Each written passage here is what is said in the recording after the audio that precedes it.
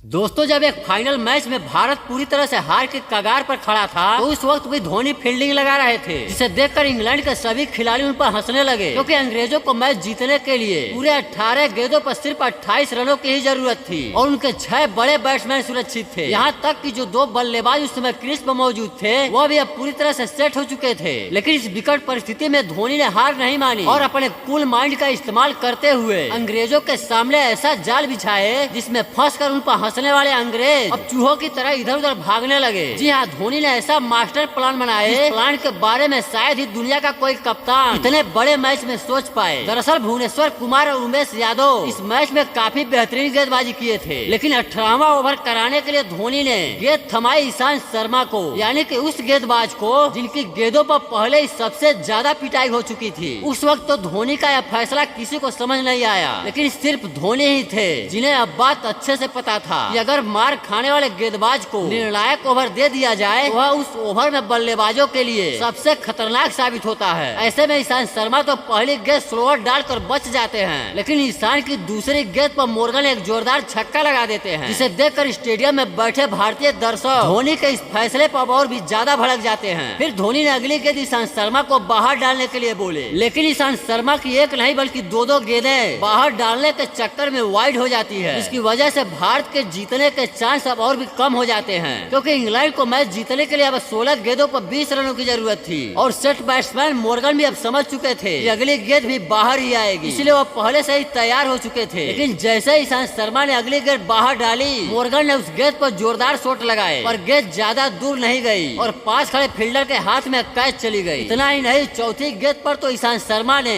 एक और set batsman Ravi Bopara का भी विकेट लेकर मानो भारत को मैच में फिर से जिंदा कर दिए। इसके बाद भी भुवनेश्वर कुमार और उमेश यादव को ओवर धरे के धरे रह गए और धोनी ने फिर से गेंद थमाई स्पिन गेंदबाज रविंद्र जडेजा को, जहां जडेजा ने अपने कप्तान के इस फैसले पर खरे उतरे और दूसरी गेंद पर खतरनाक जोश बटलर को सीधा क्लीन बोल्ड कर दिए, जो कि इस मैच को पल भर में ही इंग्लैंड की झोली में डाल सकते थे। फिर जडेजा की चौथी गेंद पर रोहित और धोनी ने मिलकर ब्रेसलैंड को भी सीधा रन आउट करके पवेलियन में भेज दिए। इस फाइनल मैच को इंग्लैंड बड़े ही आसानी से जीत सकता था, वही मैच धोनी के बेहतरीन फैसले की वजह से अब पूरी तरह से फंस चुका था, क्योंकि अब इंग्लैंड को मैच जीतने के लिए आखिरी ओवर में पूरे 15 रनों की जरूरत थी और अभी भी उसके 2 विकेट बाकी थे। लेकिन यहाँ भी धोनी ने आखिरी ओवर कराने के लिए फिर से गेंद थमाई स्पिन गेंदबाज रविचंद्रन अश्विन को और आखिरी ओवर में अश्विन ने मात्र एक चौके के साथ सिर्फ 10 रन दिए, जिसकी वजह से भारत चैंपियंस ट्रॉफी 2013 का यह फाइनल जीत गया। दोस्तों, अगर आप भी धोनी को दुनिया का एक महान कप्तान मानते हैं तो वीडियो को एक लाइक और कमेंट जरूर करें। धन्यवाद। जय हिंद।